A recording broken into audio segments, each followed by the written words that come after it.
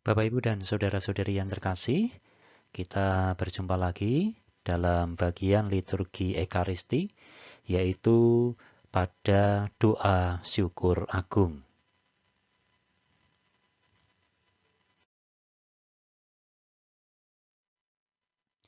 Doa syukur agung ini akan saya jelaskan dengan membaginya menjadi 7 bagian. Dan memang saudara-saudari, doa syukur agung yang dimulai dari prefasi dan diakhiri dengan doksologi penutup memang memiliki struktur-struktur yang dalam berbagai doa syukur agung pasti akan selalu tetap bagian-bagian tersebut. Maka marilah kita mulai dengan bagian prefasi.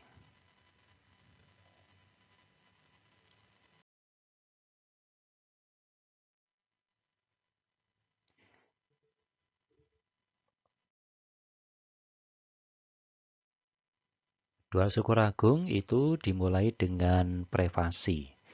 Dalam soal sejarah, ada perbedaan antara gereja barat dan gereja timur. Sampai sebelum abad ke-15, gereja barat, tempat kita, yang merupakan ritus Latin, itu hanya punya satu doa syukur agung, yang sekarang kita sebut sebagai kanon Romawi atau doa syukur agung 1 dalam TPE 2020 dan juga TPE 2005. Meskipun kita punya satu doa syukur agung waktu itu, tetapi kita punya banyak sekali prefasi, ratusan. Sedangkan gereja timur, mereka punya banyak doa syukur agung. Tetapi masing-masing doa syukur agung itu punya prefasinya sendiri-sendiri yang tidak bisa ditukarkan satu sama lain. Nah, sekarang gereja barat atau gereja ritus Latin punya lebih banyak doa syukur agung. Dan juga prefasinya masih banyak pula, walaupun agak berkurang daripada sebelumnya. Dan di dalam TPE 2020, kita memiliki 4 doa syukur agung. Yang doa syukur agung yang keempat itu sebenarnya adalah adopsi dari gereja timur, maka di situ prefasinya nggak bisa diganti dengan yang lain. Selain 4 doa syukur agung yang disebut doa syukur agung 1, doa syukur agung 2, doa syukur agung 3, dan doa syukur agung 4, ada lagi 2 doa syukur agung rekonsiliasi. Dan juga ditambah 4 doa syukur agung untuk kepentingan-kepentingan tertentu. Maka kalau di total itu ya sama dengan TPE 2005, hanya penamaannya saja yang berbeda-beda.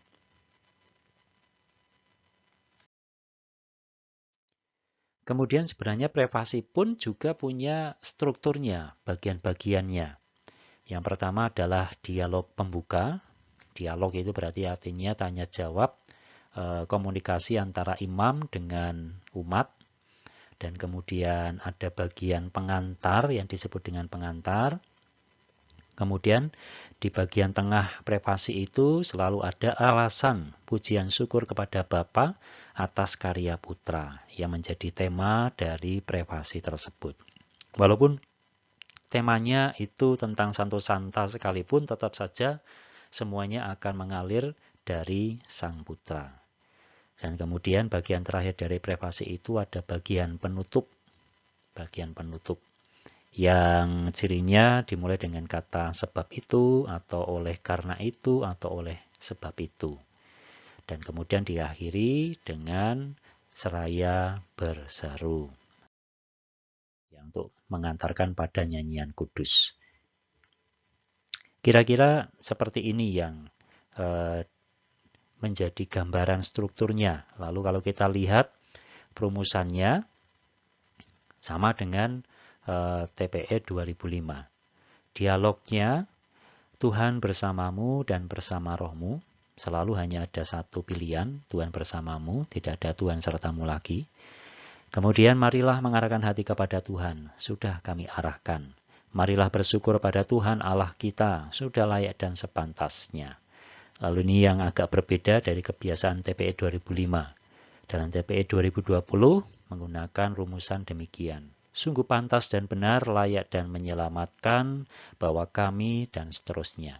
Kemudian diakhiri dengan kata-kata sambil berseru. Ini juga ada perbedaan dengan TPE 2005. Kalau TPE 2005 itu ada pilihan, sambil berseru garis miring itu bernyanyi. Tetapi dalam TPE 2020 itu hanya sambil berseru. Maka nanti kalau Romo mengatakan sambil berseru ya itu artinya tetap kudus itu dinyanyikan. Karena kita sudah memulai kebiasaan bahwa nyanyian kudus sebagai nyanyian yang utama, nyanyian yang kita tempatkan penting karena berada di dalam doa syukur agung, maka kemudian selalu akan kita nyanyikan. Dan kemudian prefasi itu ditutup dan masuk kepada nyanyian kudus.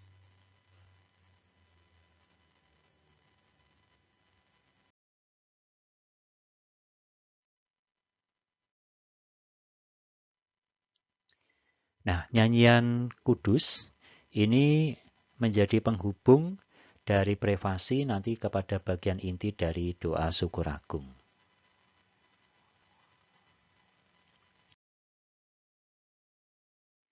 Isi dari nyanyian kudus itu sebenarnya adalah seruan aklamasi umat yang berpadu dengan para penghuni surga dalam memuliakan Allah. Kita tuh sebenarnya dalam menyanyikan kudus itu juga bernyanyi bersama dengan para kudus, dengan para malaikat yang berada di surga.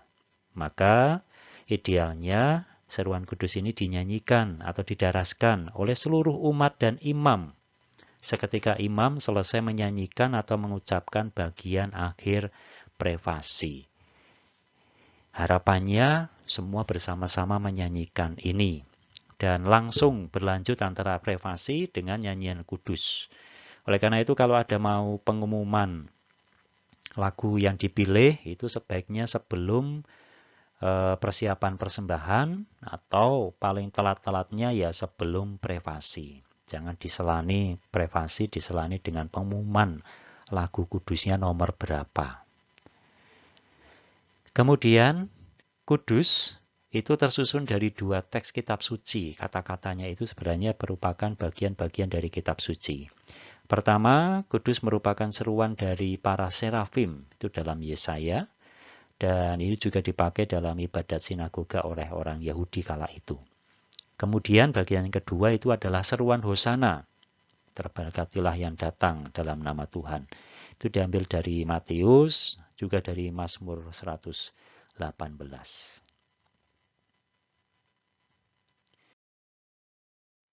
Dalam TPE 2020 rumusannya masih sama persis dengan TPE 2005. Tidak ada perbedaan.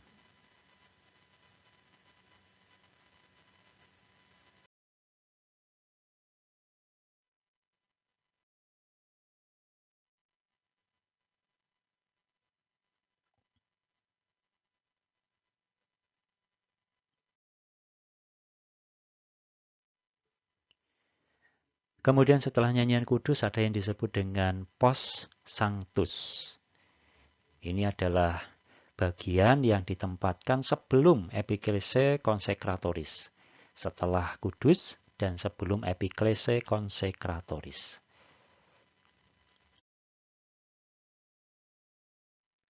Bagian ini sebenarnya melanjutkan kenangan pujian syukur atas karya keselamatan Allah yang telah dimulai dalam bagian prefasi sebelumnya. Jadi semacam jembatan. Maka doa syukur agung itu dari persiapan persembahan itu akan terus mengalir. Doa-doanya itu seperti doa yang mengalir, saling terkait satu sama lain.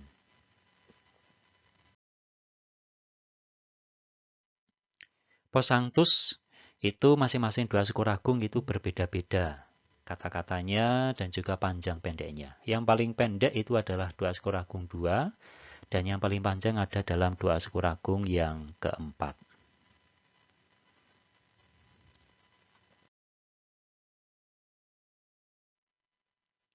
Ini yang salah satu contohnya di dalam doa syukur agung yang kedua. Sungguh kuduslah Engkau, Tuhan, sumber segala kekudusan. Dan dalam TPE 2020, untuk doa syukur agung 2, pos sanctusnya hanya ada satu pilihan. Dalam TPE 2005 itu ada 2 pilihan, dibagi antara pilihan untuk misa harian, ada pilihan untuk hari Minggu yang lebih panjang. Tapi kini TPE 2020 mengacu pada misalnya Romanum, bahasa Latin itu hanya ada satu pilihan, dan ini pendek. Kalau kita lihat itu hanya 7 kata saja dalam bahasa Indonesia. Maka perhatikan untuk para misdinar, posangtusnya kini hanya ada satu pilihan, yaitu yang pendek.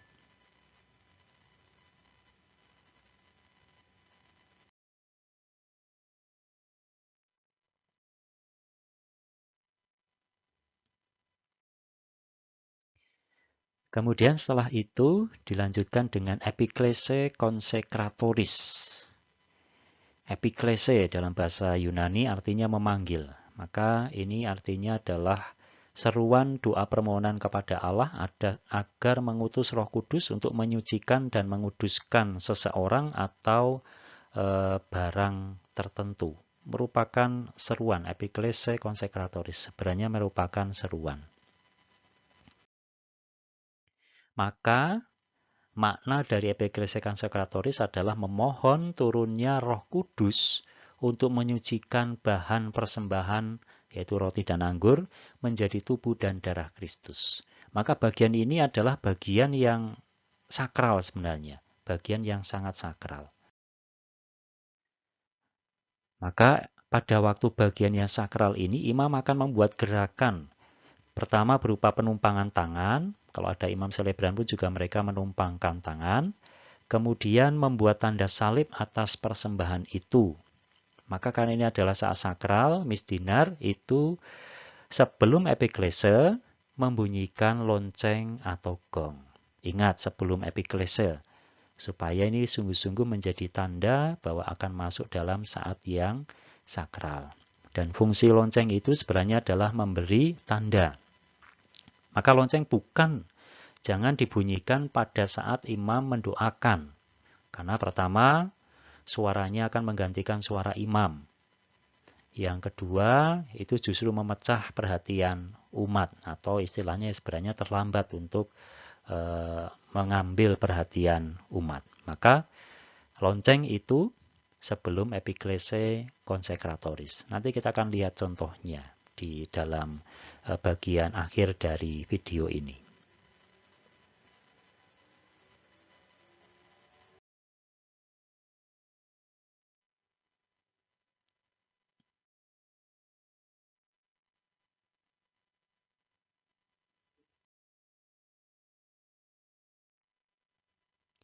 Setelah epiklese konsekratoris langsung disambung dengan kisah dan kata-kata institusi.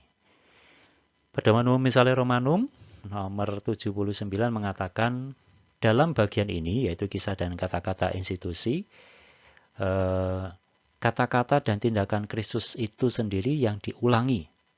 Dan dengan demikian dilangsungkan korban yang diadakan oleh Kristus sendiri dalam perjamuan malam terakhir. Di situ Kristus mempersembahkan tubuh dan darahnya dalam rupa roti dan anggur dan memberikannya kepada para rasul untuk dimakan dan diminum. Lalu mengamanatkan kepada mereka supaya merayakan misteri ini terus-menerus.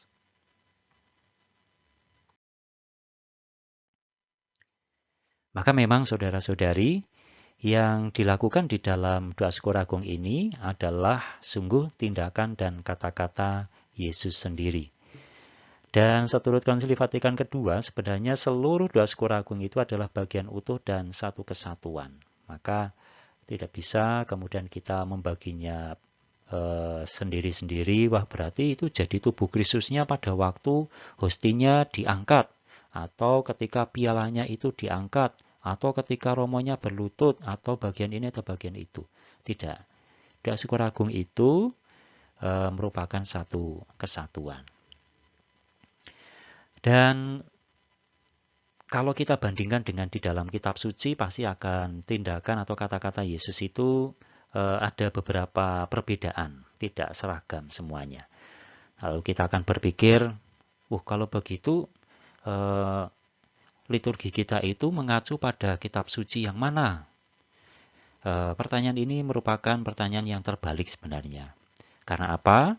Menurut para ahli, terutama Yosef Adjungman, teks pada doa syukur agung itu justru lebih tua daripada teks kata-kata institusi dalam perjanjian baru. Karena kita tahu bahwa sebenarnya Injil itu ditulis beberapa puluh tahun setelah peristiwa Yesus. Lalu apa yang terjadi setelah Yesus itu naik ke surga? Bagaimana para murid itu berliturgi, bagaimana para murid itu memecah roti, bagaimana para murid itu mengadakan perjamuan. Maka saudara-saudariku yang terkasih, itulah tradisi gereja yang diwariskan oleh para rasul untuk gereja sampai pada saat ini. Dan sebagian dari tradisi yang diwariskan itu adalah bentuk tulisan. Tradisi yang lesan itu, tradisi yang diwariskan itu kemudian sebagian dituliskan di dalam kitab-kitab suci, di dalam perjanjian baru. Maka justru doa syukur agung ini, kata-kata yang muncul di situ adalah lebih tua daripada teks dalam perjanjian baru. Kemudian ketika imam mengucapkan kata-kata institusi, dia akan sedikit membungkuk dan mengucapkan dengan jelas dan lantang. Dan kemudian imam mengangkat hosti dan piala supaya dilihat oleh umat. Ini yang dinamakan sebagai elevasi. Dan ketika elevasi itu, Miss Dina nanti akan membunyikan lonceng. Penanda bahwa ini adalah saat yang juga sakral. Dan umat itu memandangnya dengan penuh hormat. Itu diangkat itu kan supaya umat bisa memandangnya. Bukan malah kemudian dungkluk tidak mau memandang Sang Kristus yang hadir dalam meja perjamuan.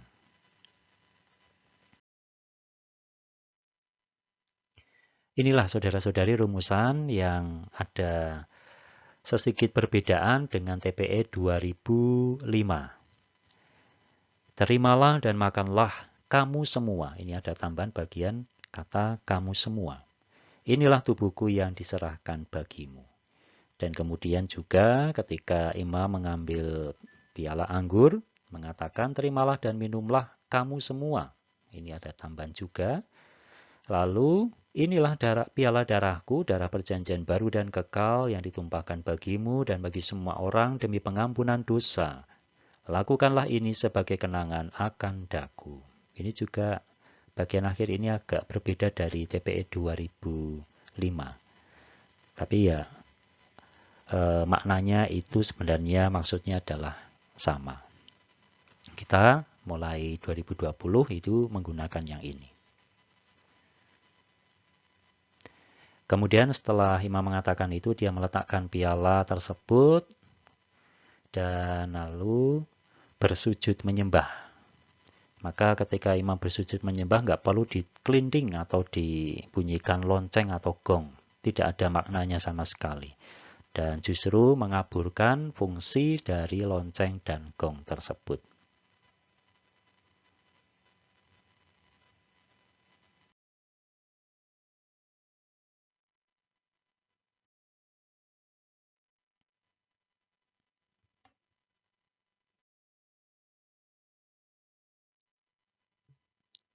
Kemudian setelah kata-kata institusi itu dilanjutkan dengan aklamasi anamnese atau yang sebelumnya disebut dengan anamnese. Anamnese itu merupakan unsur baru di dalam TPE yang dimasukkan Paus Paulus ke-6 pada tahun 1970.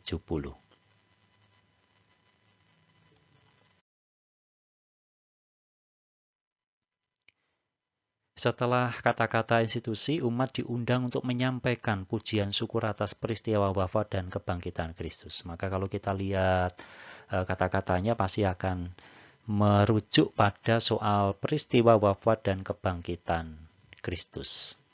Karena di dalam korban Ekaristi itulah yang sebenarnya dikenangkan, wafat dan kebangkitan Kristus.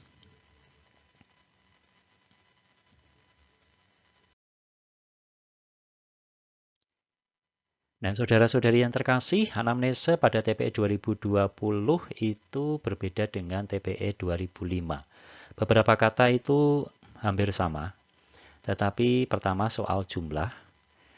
Anamnesa di dalam TPE 2020 itu hanya ada 3 pilihan.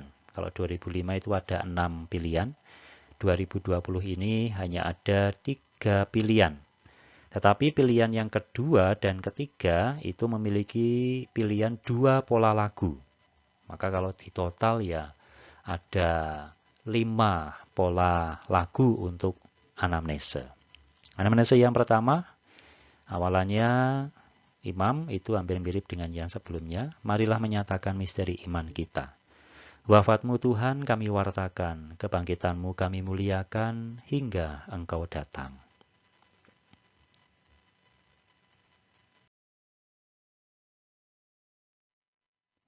Kemudian anamnesa yang kedua, marilah mewartakan misteri iman kita.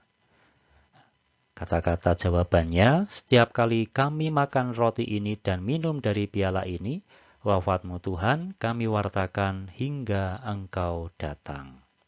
Kita pasti teringat akan anamnesa yang keempat dalam TPE 2005. Kata-katanya mirip, tapi yang menyanyikan adalah imam.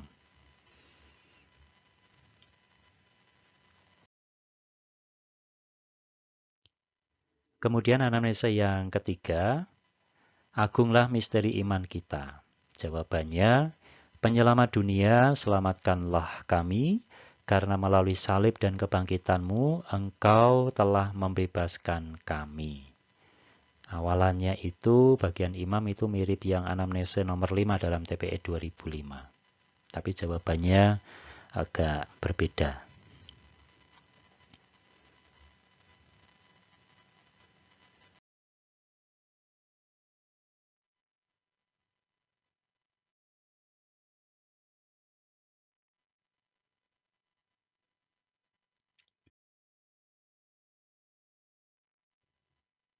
Kemudian setelah aklamasi anamnesa, ada beberapa bagian-bagian lainnya di dalam doa syukur agung yang dimulai dengan doa anamnesa. Sebenarnya apa sih artinya anamnesa itu? Anamnesa atau anamnesis itu dari bahasa Yunani yang berarti peringatan atau kenangan. Atau dalam bahasa Latin itu memoria. Dalam bahasa Ibrani, zikaron. Anamnesa ini bukan sekedar mengingat-ingat aja, seperti membayang-bayangkan aja, bukan.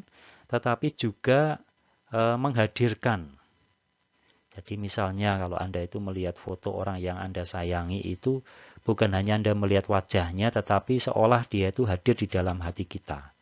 Tetapi ini anamnesa ini lebih daripada itu. Kehadiran yang sakramental. Dalam doa ini berarti kita mengimani akan kehadiran Allah dengan segala karya keselamatannya melalui Yesus Kristus dalam Roh Kudus. Maka doa anamnesa ini bukan hanya mengenangkan wafat dan kebangkitan dan kenaikan Yesus ke surga, melainkan juga kedatangannya pada akhir zaman. Maka doa ini mencakup 3 dimensi waktu, yaitu masa lampau, kini, dan masa yang akan datang. Maka ini doa yang sungguh penting juga di dalam doa syukur agung. Selalu ditempatkan setelah aklamasi anamnesa, karena amat berkaitan juga.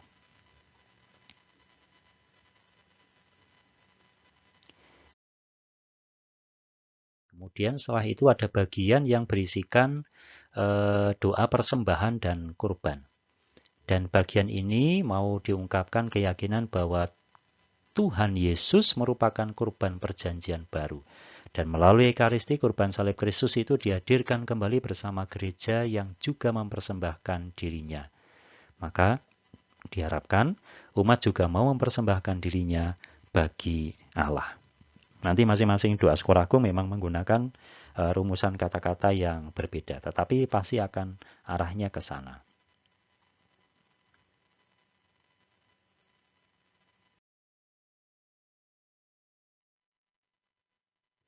Kemudian epiklese komuni. Ini ada epiklese lagi. Selain tadi ada epiklese konsekratoris, ini ada epiklese komuni. Epiklese komuni, epiklese itu seruan. Terus komuni itu adalah komunio, artinya persekutuan atau persatuan. Maka epiklesi komuni adalah seruan doa permohonan agar dengan menyambut tubuh dan darah Tuhan Yesus Kristus, Roh Kudus mempersatukan seluruh umat yang hadir dengan Kristus sendiri dan juga dengan seluruh umat beriman sebagai tubuh Kristus. Jadi dalam bagian ini, dalam doa syukur agung bagian ini, kita mendoakan supaya kita disatukan sebagai tubuh Kristus.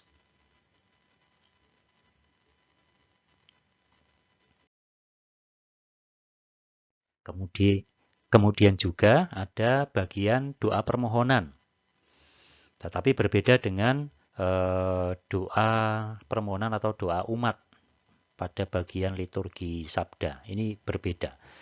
Doa yang di dalam DSA ini dimaksudkan untuk mendoakan kepentingan seluruh gereja yang kudus. Sifatnya berarti intern. Mendoakan paus, uskup, imam, diakon, maupun juga mereka yang membantu pelayanan uskup bagi seluruh umat. Juga mendoakan orang yang masih hidup dan juga orang yang sudah meninggal. Dan bagian itu yang sering disebut dengan memento, artinya dalam bahasa Latin mengingat. Kita pasti menyadari bahwa dalam doa syukur agung, Anda pasti tahu, kita pun juga mendoakan mereka yang sudah meninggal. Sudah meninggal dan juga sekaligus gereja surgawi. Karena di situ mau ditampakkan bahwa kita itu satu kesatuan. Gereja pesiarah, gereja dunia ini, di mana kita berisikan kita yang masih hidup ini, dan juga dengan gereja surgawi, yaitu para kudus. Mesti para kudus akan disebutkan yang diawali dengan Bunda Maria.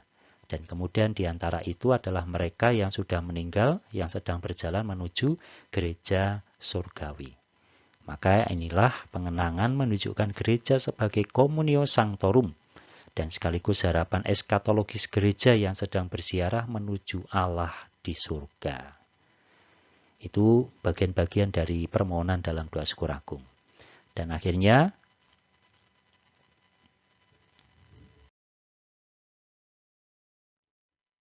doa syukur agung itu kemudian ditutup dengan doksologi penutup. Apa itu doksologi penutup? Doksa dari bahasa Yunani artinya adalah kemuliaan. Maka doksologi penutup ini adalah bagian terakhir dari doa syukur agung yang sebagai penegasan dan kesimpulan. Dan doa ini berciri trinitaris. Trinitaris artinya menyebutkan Bapa, Putra, dan Roh Kudus seperti dalam doa kolekta. Umat kemudian akan menjawab seruan doksologi itu dengan kata amin, menjawab dengan mantap. Artinya umat juga mengamini, menyetujui segala yang diungkapkan di dalam doa syukur agung itu. Maka penting bagi umat juga mau mengatakan dengan lantang dan jelas kata amin itu. Dan itu sebagai partisipasi umat di dalam doa syukur agung. Setelah dari awal sampai akhir itu tidak berbicara kecuali pada waktu aklamasi anamnese. Dan doksologinya itu hampir sama dengan TPE 2005. Hanya saja yang Kristus itu diganti dengan dia. Dan memang ini dalam TPE 2020 itu banyak kata dia. Dengan pengantaran dia, bersama dia, dan dalam dia, bagimu Allah Bapa yang Maha Kuasa, dalam persekutuan dengan Roh Kudus, segala hormat dan kemuliaan sepanjang segala masa. Umat menjawab amin. Dan pada waktu itu imam akan mengangkat patena dengan hosti dan piala. Seperti dalam gambar itu. Ada piala, kemudian ada patena. Nah, saudara-saudari yang terkasih, itu bagian dari doa syukur agung yang ditutup dengan doksologi. Maka mari sekarang kita melihat salah satu contoh bagaimana pelaksanaan dari doa syukur agung itu. Sambil nanti saya tampakkan pada bagian-bagian dari doa syukur agung tersebut. Dalam video ini nanti akan dimulai daripada bagian akhir dari persiapan persembahan.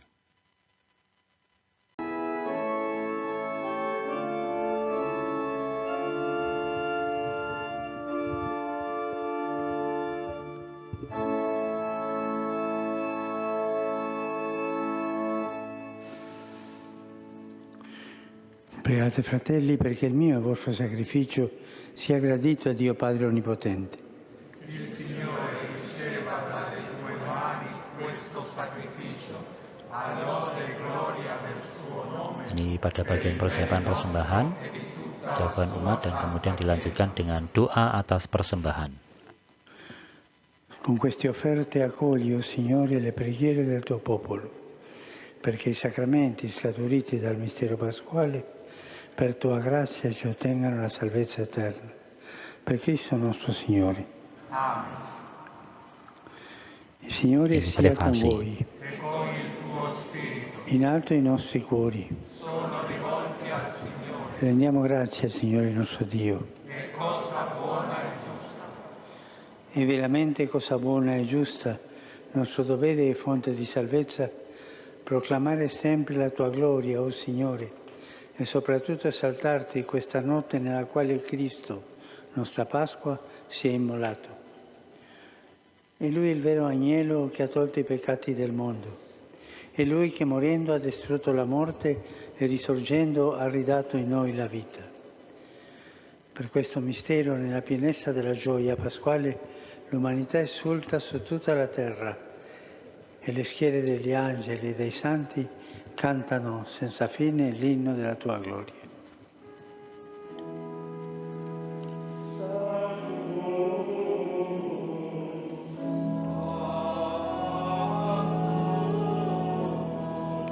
Ini nyanyian kudus.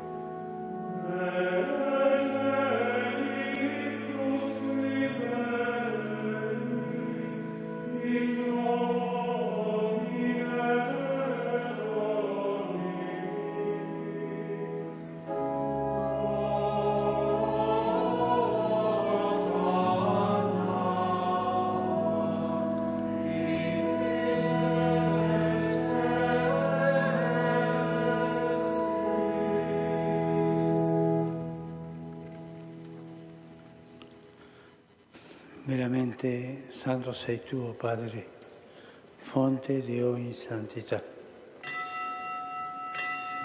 Ti preghiamo, santifica questi doni con la rugiada del tuo Spirito, perché diventino per noi il corpo e il sangue del Signore nostro Gesù Cristo. Egli, consegnandosi volontariamente alla passione, prese il pane e rese grazie, lo spezzò, lo diede ai suoi discepoli e disse: prendete e mangiatene tutti. Questo è il mio corpo, offerto in sacrificio per voi.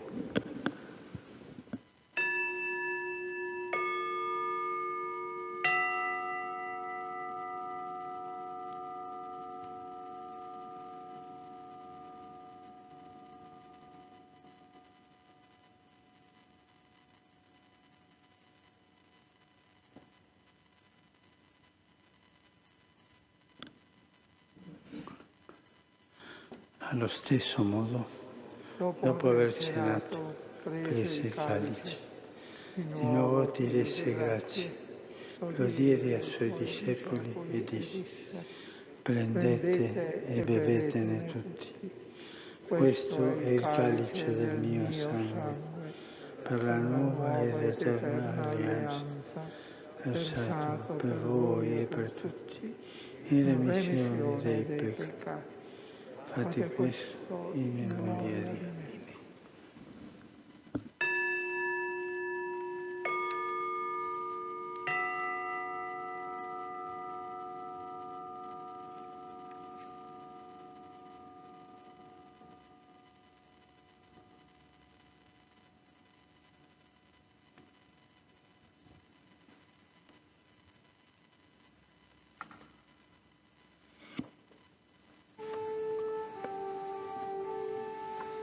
Mistero della fede.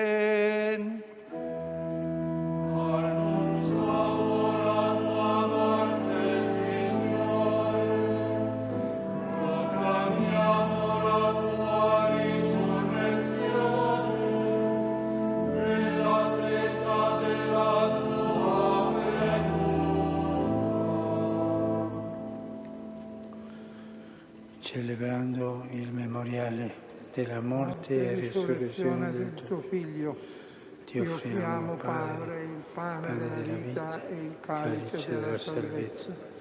e ti rendiamo grazie perché ci hai resi degni di stare alla tua presenza a compiere il servizio sacerdotale. Ti preghiamo umilmente per la comunione al corpo e al sangue di Cristo, lo Spirito Santo ci riunisca in un solo corpo. Ricordati, Padre, della tua Chiesa diffusa su tutta la terra e qui convocata nella notte gloriosa della risurrezione di Cristo Signore, nel suo vero corpo. Rendila perfetta nell'amore, in unione con il nostro Papa Francesco, i presbiteri ed i diaconi. Ricordati anche dei nostri fratelli e sorelle che si sono addormentati nella speranza della risurrezione e nella tua misericordia di tutti i defunti. Ammettili alla luce del tuo volto. Di noi tutti abbi misericordia. Donaci di aver parte alla vita eterna, insieme con la Beata Maria, Vergine e Madre di Dio, San Giuseppe, suo sposo, gli Apostoli e tutti i santi che in ogni tempo ti furono graditi. E in Gesù Cristo, tuo Figlio, canteremo la tua lode e la tua gloria. Per Cristo, con Cristo e in Cristo. Ini adalah bagian dari doksologi penutup akhir dari doa Syukur Agung. Demikian pula sesi kita hari ini juga berakhir dan nanti akan kita lanjutkan dengan Ritus Komuni. Berkah dalam. Per tutti i secoli dei secoli.